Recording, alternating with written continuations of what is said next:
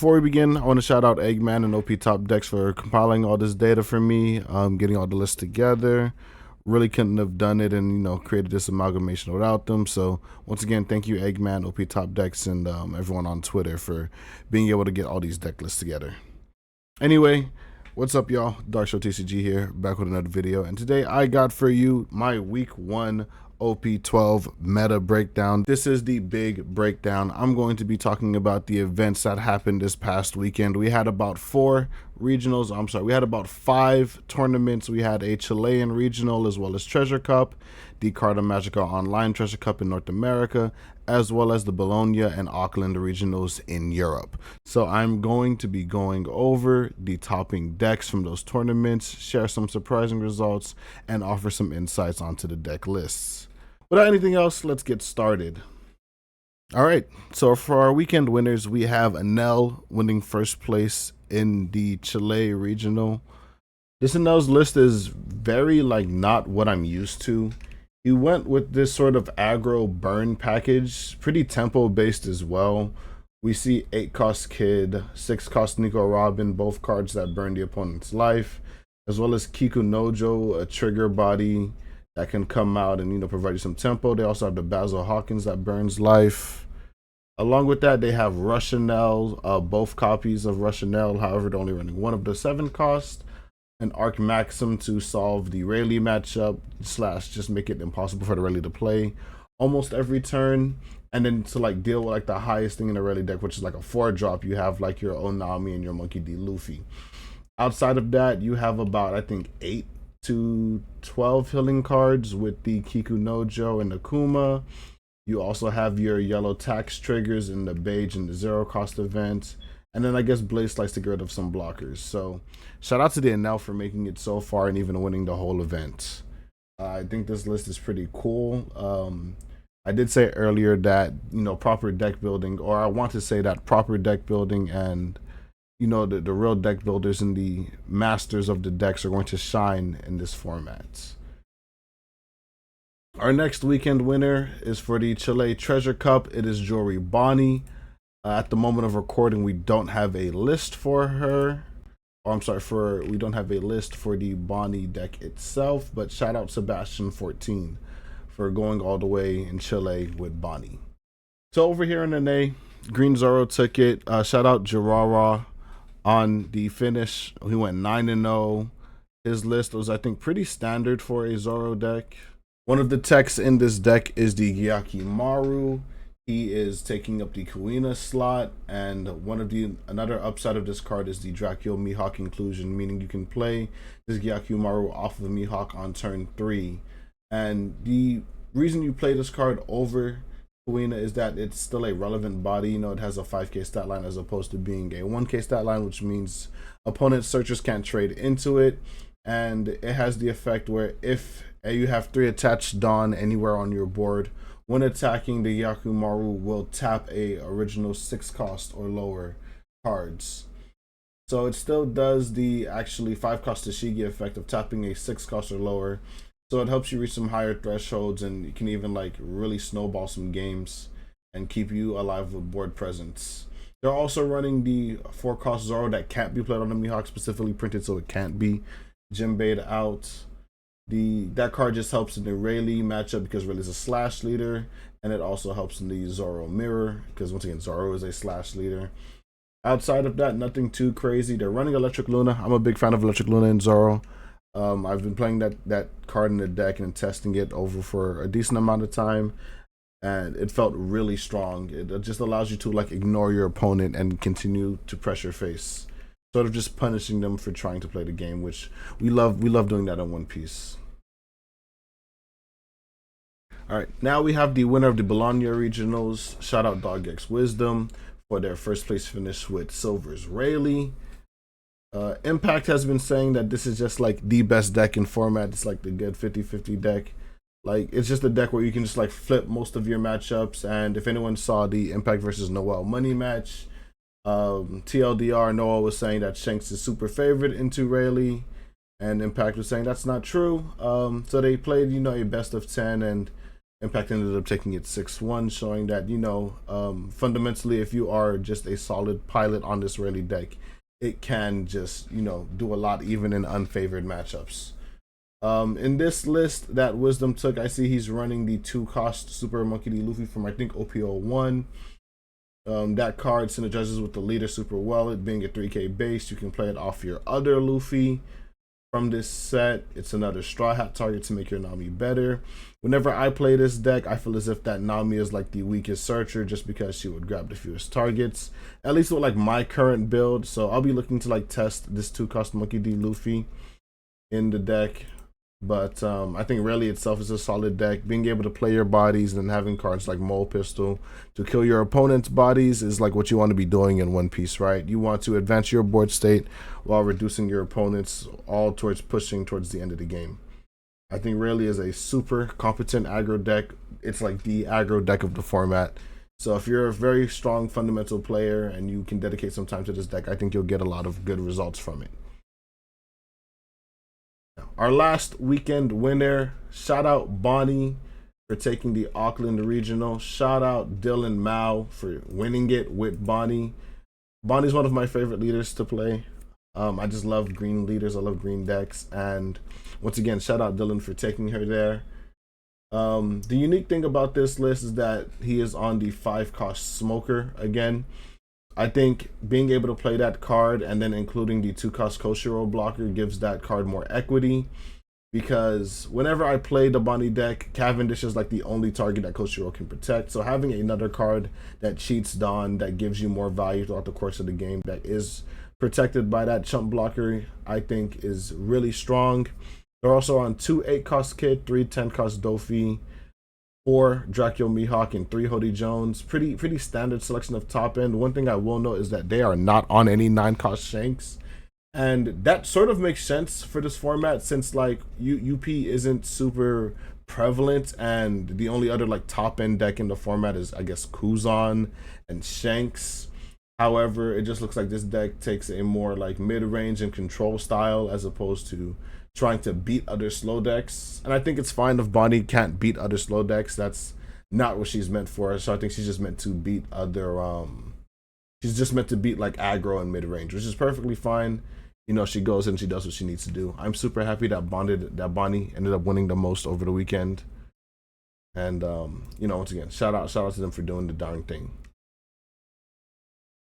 Now I'm just going to take a look at the overall amount of tops that we got this past weekend with all of the leaders that have topped. I compiled all of the data into this pie chart as well as the this table here to really give you a good visualization as to how many leaders have topped and the amount of tops that they've acquired. So we have about 17 unique leader tops this past weekend, which is kind of crazy. And this is like X2s, X1s, and what have you. So this is like top 16 and top 32 leaders, as well as like top 8s. Everything under top 32 is what I've recorded. And we see at the top the most winning winner, even though he hasn't won the most events. He won a tournament and he has the most tops. Green Zoro, the new, I guess, BDIF of the format, post ban. With UP gone, even with UP in the format, this Green Zoro deck was making strides, and it's safe to say that it still is one of the decks to beat going into this format. Right after that, Silver's Rayleigh. He was also in that conversation of one of the better decks in the OP12 format pre-ban because he killed Bello Betty and took her spot. And now we can see he's moving up in the ranks and he's, trying to solidify his spot as another like really strong deck in the format with 11 tops. Then we have Joey Bonnie at 10. UP was by far her worst matchup next to Marshall D. Teach, and it's not surprising that we're seeing Teach with 8 tops right behind her. It's very interesting to say that Teach actually only topped like 2 events, I think 1 in Europe and 1 in the NA.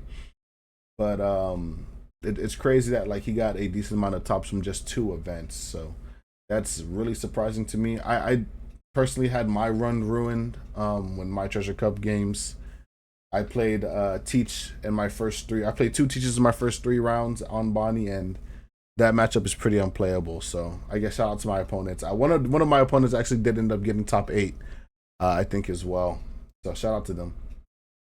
Next up, we have UP Luffy tied with Teach for 8 tops. So the deck isn't dead. it's actually still, it's just balanced now, you know. I think if you can are one of a stronger UP pilots, you like the deck and you can just pivot to what it's doing now and see the right bracket, UP can definitely take you there. Similar to GP Luffy. However, I wouldn't really recommend playing him with your three worst matchups being the three best decks, that being Zoro, Rayleigh, and Bonnie. However, you still can just find a way to beat like all the other decks and Teach, Luffy, Shanks. So it kind of makes sense that he's sitting around the decks he beats and is just like way behind the decks he loses to.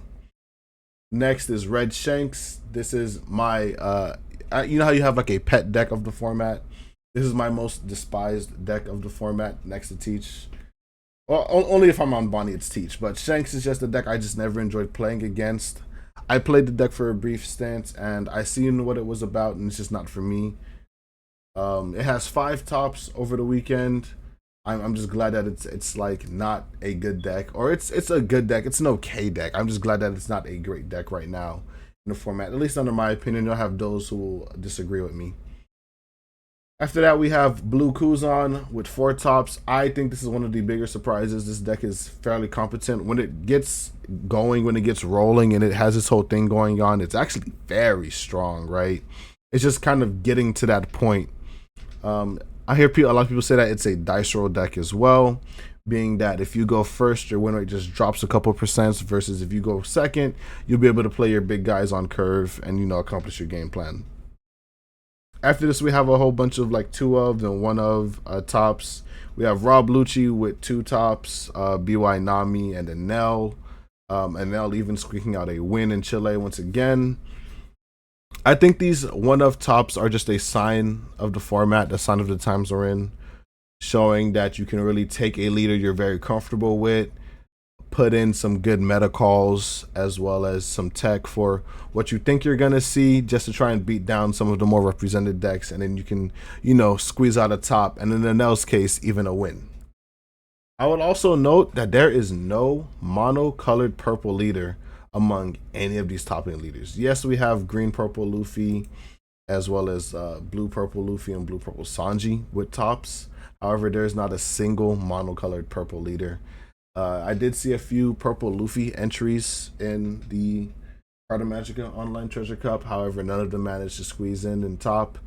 I think purple has been one of the worst colors for a while. It was pretty good with purple Luffy for like 2 formats, and then black purple Luffy as well.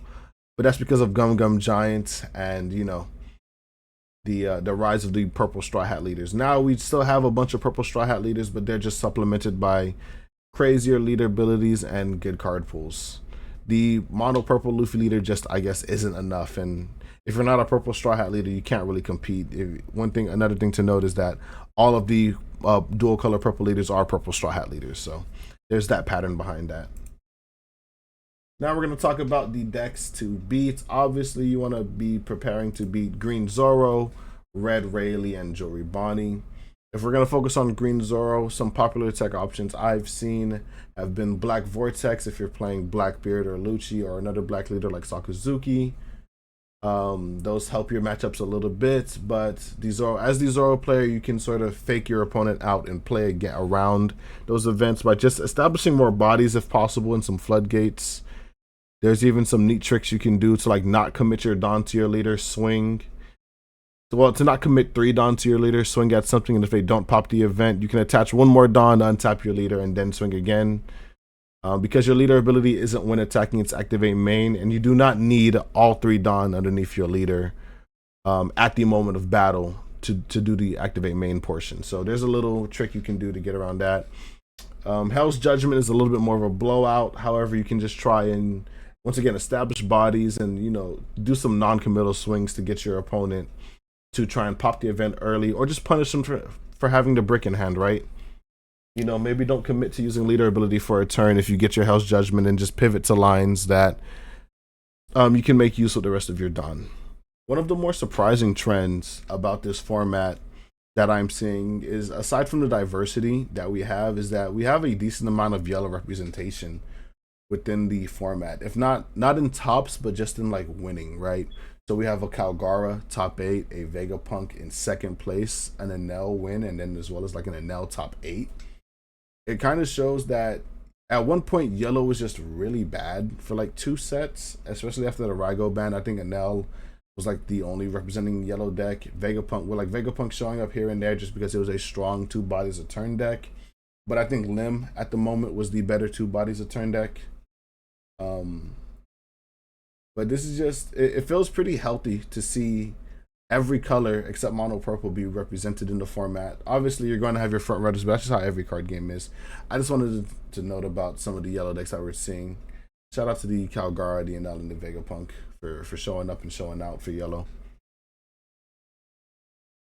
And for this part of this video, I'm going to talk about my favorite top over the past weekend. Shout out to Lack for getting 30th place, going X2 in the Carta Magica Treasure Cup with this blue-purple Sanji deck. They did it with a little bit of the Don Quixote Rosinante in their deck, and I am a fan of this card in that deck, especially with Hell's Judgment, being able to tech for like the Zoro matchup, which was... I played a few games against a similar build with Rosinante and Hell's Judgment, and the cards just blew me out. I couldn't really trade into them so much, and my opponent was just able to snowball their advantage and snowball their value and, you know, beat me down. So I think this deck is super fun. I always love like these spell slinging decks, the decks that we got to do like a lot of hand movement, sort of like Yu-Gi-Oh, with these like combo oriented slash searching play styles. I just love decks that give your hands a lot of things to do, and this blue purple Sanji deck is definitely one of those decks. I'm going to be testing the Rosinante as well as the Hell's Judgment and maybe some other stuff in this deck, just because like I think that it's very strong to be able to cycle, and it's sort of what the deck needs, right? So that's going to be it for my favorite top over the weekend. And before we close out here, I'm just going to show you guys this tier list that I have for week 1. This is purely results based. It's not super subjective in my opinion. This is just based on the amount of tops that we've seen. So the 3 front runners week 1: Zoro, Bonnie, Rayleigh. After that, it's green purple Luffy, Teach, and then blue purple Luffy. Then in tier 2 we have Shanks and Kuzan, and then what I consider rogue are like the decks that have 1 or 2 tops. So realistically, almost any deck can fit in this rogue category. You just got to go out and get the results, right? I'm not going to say that because blue-green Sanji is a deck that I don't think can show up here, no matter how hard you cook it. But definitely there are a bunch of decks that you can put here and see some success with in this rogue category and squeeze out a top. This format is super open. You aren't really being super gate-kept by any of these leaders. Maybe Zoro, but there still is a lot of people running a lot of stuff that you can just, you know, get around. To close out, I think this format has some obvious front runners and good decks in the middle of the pack. However, all of these one-of tops tell me that, like, if you're a master at your deck or you're a really good deck builder and you can figure out some spice for the current meta, you have a really good chance to shine in this format. So if your favorite deck got support recently and you're no slouch on it, it might be worth testing it into the field. Anyway, that's going to be it for me, guys. Make sure to leave a like, comment, tell me what you guys think about this week 1 breakdown. What decks are you surprised to see top? What decks would you like to see top in the future? And yeah, peace out, guys.